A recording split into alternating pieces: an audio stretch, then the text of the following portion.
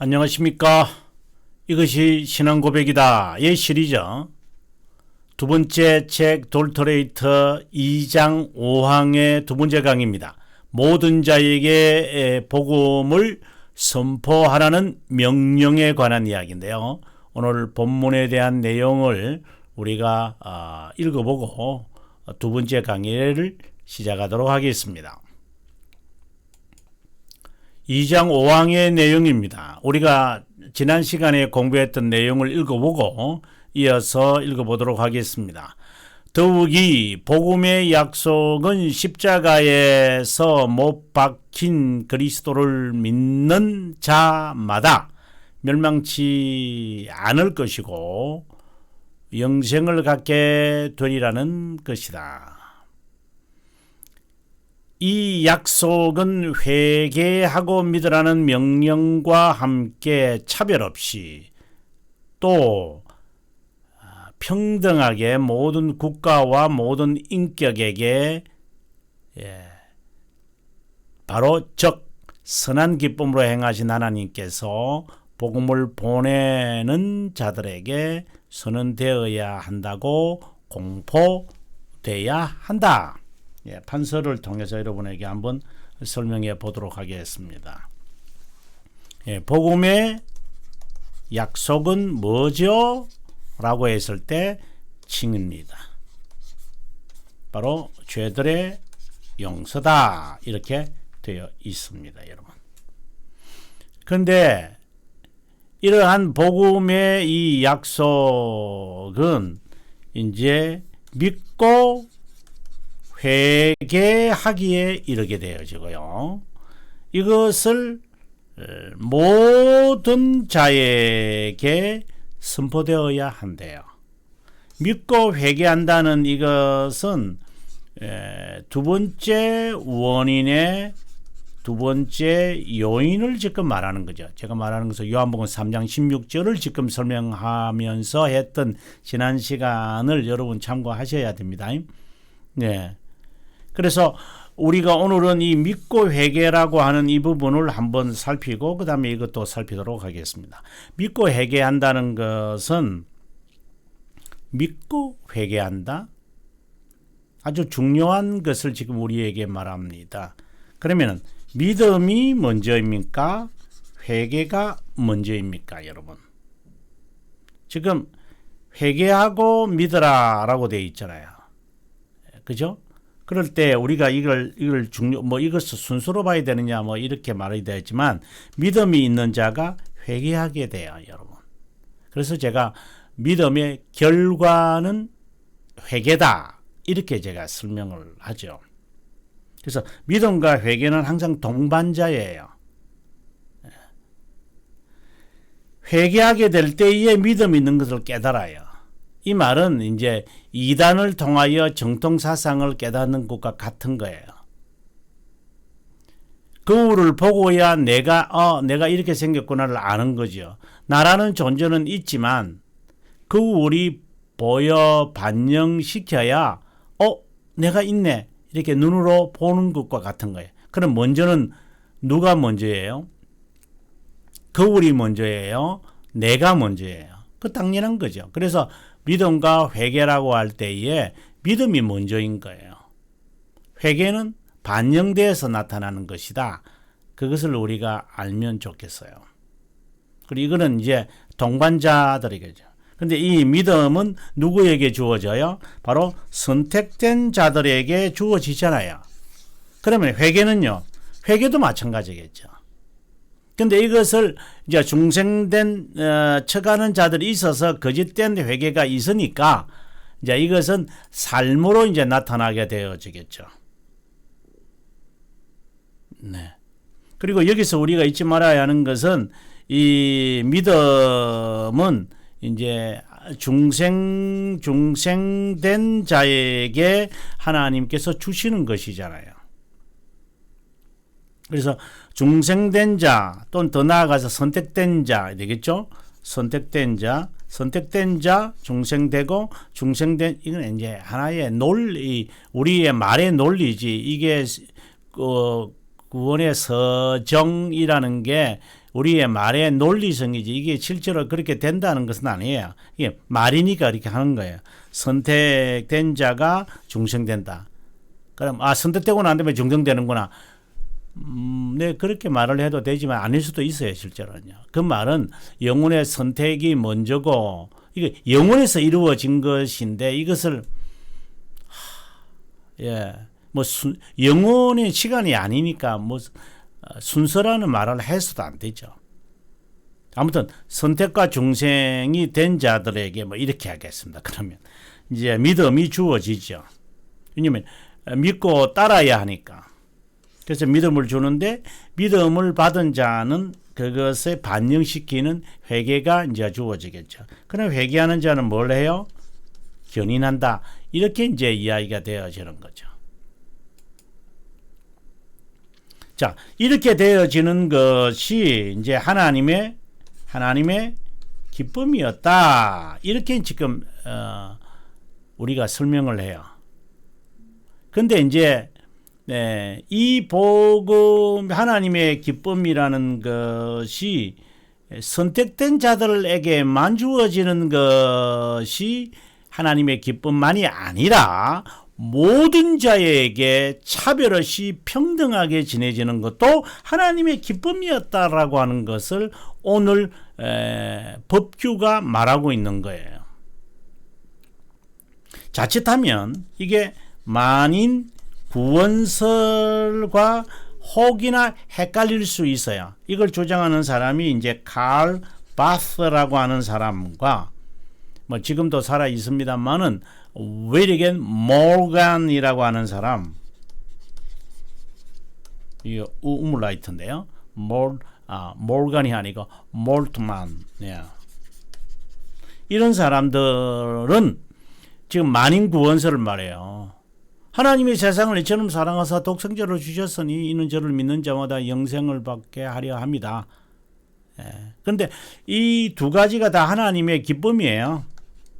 그러면 선택된 자에게 하나님의 믿음을 주시는 것도 하나님의 기쁨이잖아요. 그래서 이 두 가지를 다 말해야 돼요. 근데 이것만 이야기하면 하니까 이런 자들은 거짓된 자 이미 틀림없는 거예요.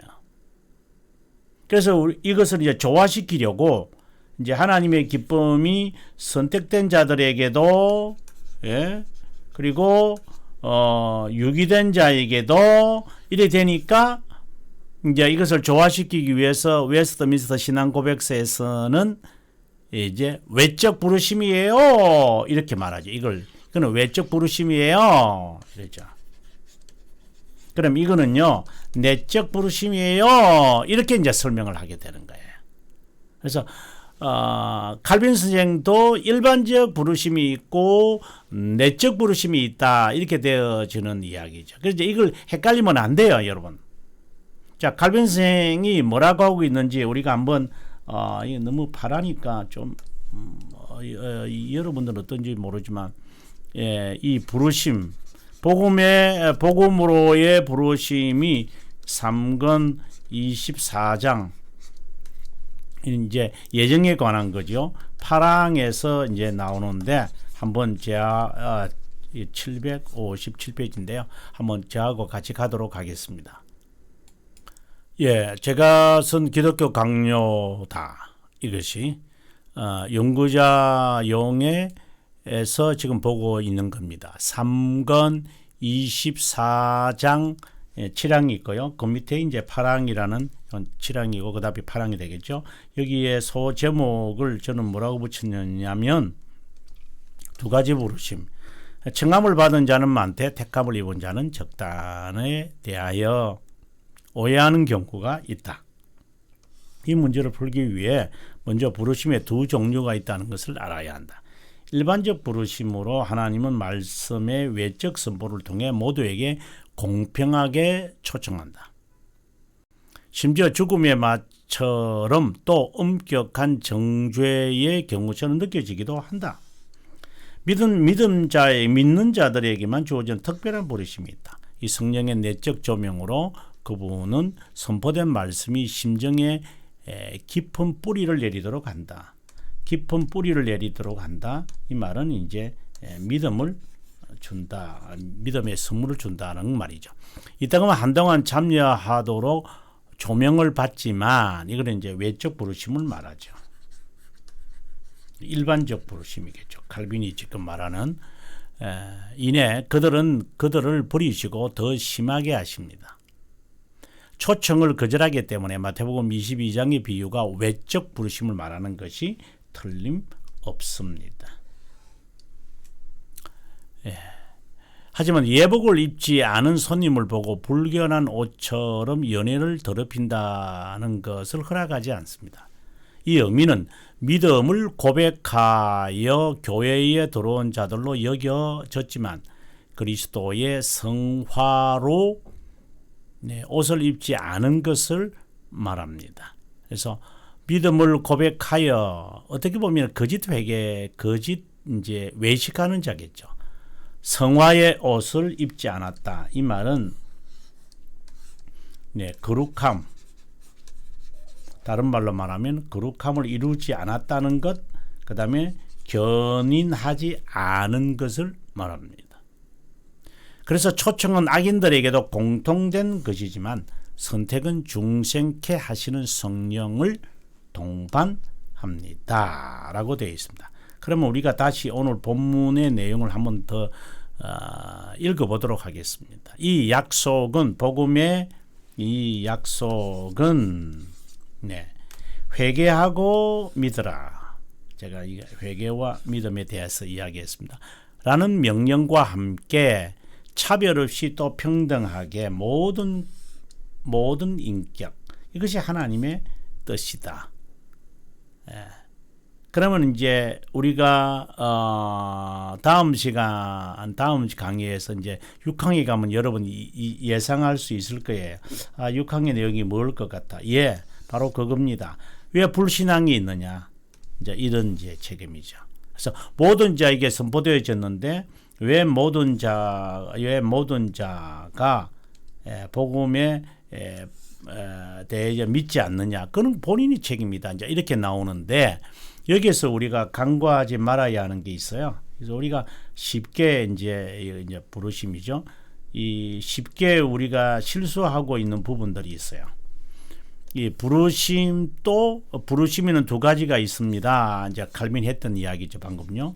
일반적, 그 다음에 특별한 부르심이 있습니다. 내적 부르심이다, 이렇게 말하겠죠. 그래서 마태복음 22장을 가지고 칼빈이 이제 이 설명을 이제 한 거거든요. 자, 지금 돌터레이터 법규에서는 하는 말이 하나님의 기쁨이다. 모든 자에게 복음이 선포되는 것. 그리고 이는 자만 일부만 이제 믿게 될 것이다. 이것이 다 하나님의 기쁨이다. 이거는 영혼에서 이루어진 거죠. 그래서 이것을 우리는 이제 그 웨스트민스터 신앙 고백서에서는 외적이다. 이것을 내적이다. 또는 효과적이다. 이렇게 이제 설명을 하고 있는 거예요. 이거 이제 조화시켜야 돼요, 여러분. 하나님이 세상을 사랑하셨잖아. 하나님이 세상 사랑하셨잖아요. 요한복음 3장 16절에 의하면. 그래서 복음이 선포되었잖아. 이것은 복음의 그리스도의 죽으심, 구속 사역이 무한한 가치를 지니고 있다라고 하는 지금 우리가 2장 3항과 4항에서 이 설명을 우리가 지난 시간까지 했던 거예요. 우리가 한번 보고 우리가 들어가도록 한번 할까요? 이거 우리가 한번 봐야지 실제로 이 내용들 아마 도움이 될 것 같아요. 자, 볼까요? 이 지금 사망에 대한 내용이잖아요. 그리스도의 죽으심이, 그러니까 지금 우리가 요한복음 3장 16절을 지금 연상하면서 따라오셔야 돼요. 하나님의 세상을 사랑하사, 자, 그 다음에 이제 부연적인 설명이 나와요. 제 2원인이 있는 거예요. 이건 1원인이에요. 이 전체의 원인이에요. 사랑하사, 세상을 사랑하사, 창조하시고 좋아하셨다고 말씀을 하시니까 세상 사랑하는 건 맞죠. 그 다음에 이 원인이 있다는 거예요. 자, 이 원인이 뭐예요? 라고 할 때 독생자를 주셨으니 그것이 바로 여기에 나오는 그리스도의 죽으심이 아니겠어요? 하나님의 아들이 죽으심은 죄를 위한 유일하고 가장 완전한 희생과 만족이고 무한한 가치와 값을 지니고 있고 온 세상의 죄에 대하여 속죄하는 데 넘치도록 충분하다. 세상을 사랑하사 독생자를 주셨다. 이제 이런 이야기죠. 그 다음에 우리가 지난 시간에 봤던 우리가 사항을 우리가 보면 이렇게 되어 있죠. 그분의 죽으심이 무한한 가치와 존엄성을 가지는 이유는 왜 그러느냐? 죽음에 복종한 분이 실제 인간이고 완전한 두 본성을 지니신 분이기 때문이다. 그분이 바로 이러한 조건을 갖추시는 분이 바로 구세주다. 이 원인을 지금 이야기하는 거예요. 그래서 1원인과 2원인을 조화시키는 거죠. 그 다음에 동그라미 2번으로 가면 그분의 죽으심이 죄로 인하여 우리가 반드시 받아야 하는 하나님의 전능과 지주를 받았다. 제 2원인을 지금 이야기하는 거죠. 자, 그러면 이제 오늘 우리의 본문인 이제 5항에 와보게 되어지면은 이렇게 설명하고 있어요. 복음의 약속은 십자가에서 못 박이신 그리스도를 믿는 자마다 파멸하지 않을 것이고 영생을 갖게 되리라는 것이다. 예. 이거는 이 원인의 두 번째 요인을 지금 말하는 거 있는 거예요. 이 약속은 회개하고 믿으라는 명령과 함께 차별 없이 평등하게 모든 국가 모든 인격에게 선포되어지는 것이 하나님의 영원한 기쁨인 것입니다. 라고 이야기를 하고 있어요. 그러면 여러분들께서 정리가 되시기를 저는 바라는 마음입니다. 요한복음 3장 16절의 이 말씀을 사람들이 제대로 이해를 못한 것이다. 저는 봅니다.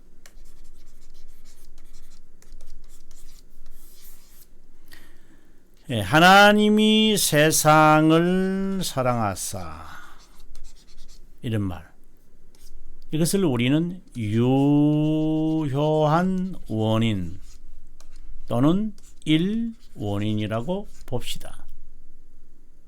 하나님 사랑하는 거죠. 이제 부연적인 2원인이 거기에 결과를 말하는 결과를 말하면 안 돼요. 하나님의 세상을 사랑하니까 그 다음에 아들을 보냈구나 이렇게 설명하면 안 돼요. 하나님의 세상을 사랑하시고 그 다음에 아들을 보냈다. 이게 2원인이라는 거죠. 부연적인 설명이라고 이해해도 괜찮아요. 그 다음에 독생자를 주셨으니 이게 바로 우리가 말하는 형식적 원인이기 되겠죠. 이거는 뭐 철학자들이 하는 말이고요. 형적 원인 죄송합니다. 실제적 원인이겠죠. 이거는 이제 철학자들이 하는 거죠. 제 2원인이고요. 이 원인에 저는 또 첫 번째 요인이다 이렇게 말을 하죠. 그 다음에 믿는 자마다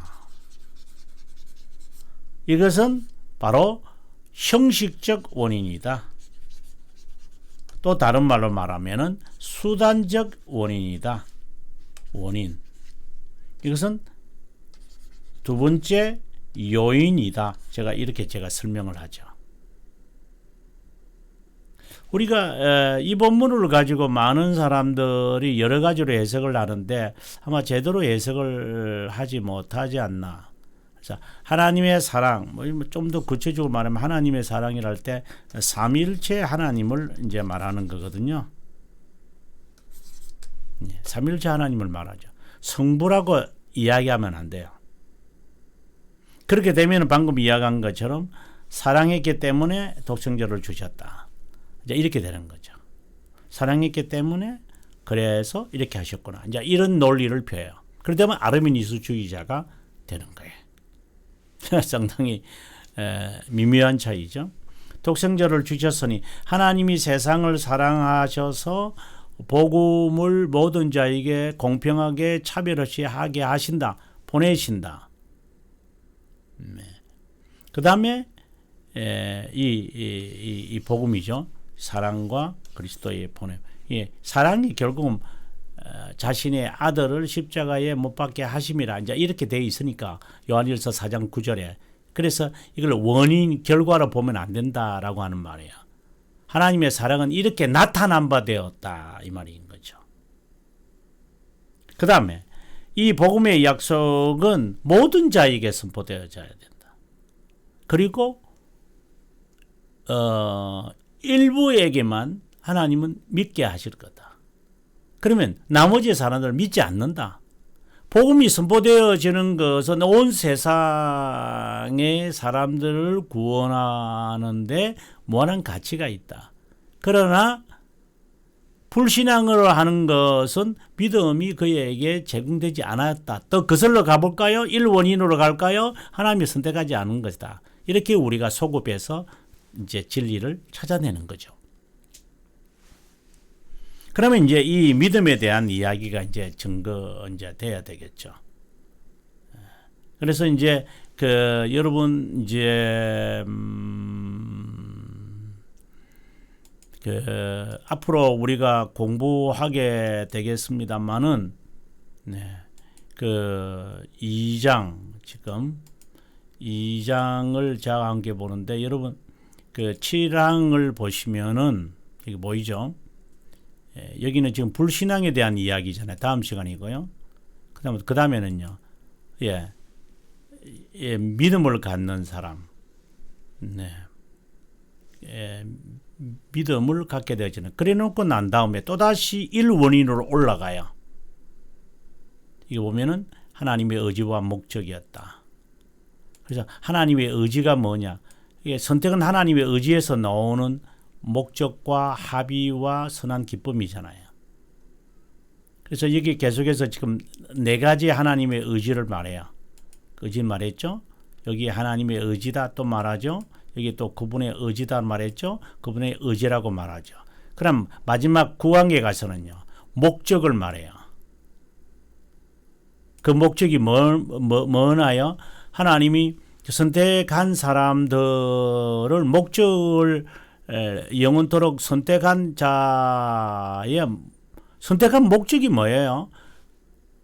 하나님의 선택한 목적은 바로 우리의 점과 흠이 없게 하는 것이거든요. 그렇잖아요. 그래서 교회로 오게 하신 거예요. 그래서 구항에서는 교회론이에요. 하나님의 의지는 선택이죠. 그리고 어떻게 그들을 구원할 것이냐. 그 8항에 나오는 거고요. 9항에서는 그것을 어떻게 이루어 가느냐. 거룩한 삶을 살게 하는 데 목적이잖아요.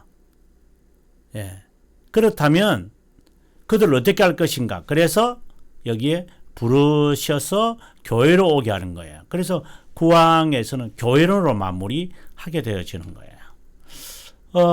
여러분 이 전체의 맥락을 이해하실 수 있으리라고 저는 생각을 합니다. 그리고 6항으로 갔어요. 그리고 우리가 앞으로 보게 될 거예요. 이러한 내용이 이제 모든 자에게 복음이 선포되어져야 된다. 근데 왜 어떤 사람은 믿고 어떤 사람은 믿지 않는 거죠? 이 이야기는 실제로 1장 5항인데요. 복음의 선포는 이제 여기 보시면은 1장 3항이거든요. 믿게 하려고 가장 기쁜 소식을 알리는 메신저들을 통해서 하나님이 보내시는데 그리스도를 믿는 믿음을 갖게 부름을 받는다. 이렇게 말하고 있어요. 여기 보면 회개와 믿는 우리 앞서 지금 2장 5항에서 이 말을 하잖아요. 그 다음에 6항에 4항에 가보면 1장 4항입니다. 복음을 믿지 않는 자에게 임해요. 왜 그들에게 믿는 자는 이 영생을 받겠죠? 요한복음 3장 16절에 이제 연장선상에 있는 거예요. 자, 그 다음에 5항으로 갈까요? 왜 어떤 사람이 믿고 안 믿는 거예요? 그럼 믿음의 선물인 거예요. 그럼 6항에 가서는요. 믿음의 선물은 하나님의 선택인 거예요. 네. 지금 계속해서 이러한 내용이 되어지는 건 지금 이 내용을 계속해서 말하면서 1원인으로 다시 올라가잖아요. 계속해서요. 하나님의 선택이에요. 왜 믿지 않나요? 하나님의 선택으로 가야 돼. 그래서 이것을 우리는 1원인이라고 하는 거예요. 그래서 1원인이 2원인을 포함하고 있는 거예요. 하나님이시기 때문에 2원인인 첫 번째 요소인 그리스도의 구성사역이 무한한 권능이 있는 겁니다. 그래서 이것은 2장에서 말하는 겁니다. 그 다음에 어떤 사람은 믿고 안 믿는 거예요? 선택으로 가야 다시 1원인으로 가서 답을 찾아야 돼요. 계속해서요. 예. 1장 2장 제가 강의하는 내용을 여러분들께서 충분히 숙지를 하셨다면 아마 오늘의 이 이야기가 무엇인지 아마 잘 아시리라고 봅니다. 자, 2장 5항 내용을 한번 읽고 오늘 강의를 마무리하도록 할게요. 5항 모든 자에게 복음을 선포하라는 명령, 하나님의 명령 이렇게도 좋겠습니다. 더욱 이 복음의 약속은 십자가에 못 박힌 그리스도를 믿는 자마다 멸망하지 않을 것이고 파멸하지 않을 것이고 영생을 갖게 되리라는 것이다. 이 약속은 회개하고 믿으라는 명령과 함께 차별 없이 또 평등하게 모든 국가와 모든 인격에게 즉 선한 기쁨으로 행하신 하나님께서 복음을 보내는 자들에게 선언되어야 한다. 정말 이 내용을 여러분들께서 충분히 이해됐으면 좋겠습니다. 그래서 여기에서는 지금 모든 국가와 모든 인격을 다시 말해서 선언되어야 한다. 복음을 보내는 자에게. 근데 여기서 복음을 보내는 자가 모든 자이겠죠. 이게 모든 인격이니까. 네. 하지만 믿고 안 믿고의 결과가 나타나는 것은 영원한 선택에서 정해진 자, 선택된 자가 받은 믿음이 있느냐, 유기된 자가 믿음이 없느냐의 기인되는 거다. 자, 이렇게 이제 설명이 우리가 6항에 가서는 이제 그 이야기를 하게 될 거예요. 자, 시청해 주셔서 감사하고요. 다음 시간에 2장 6항에서 뵙도록 하겠습니다.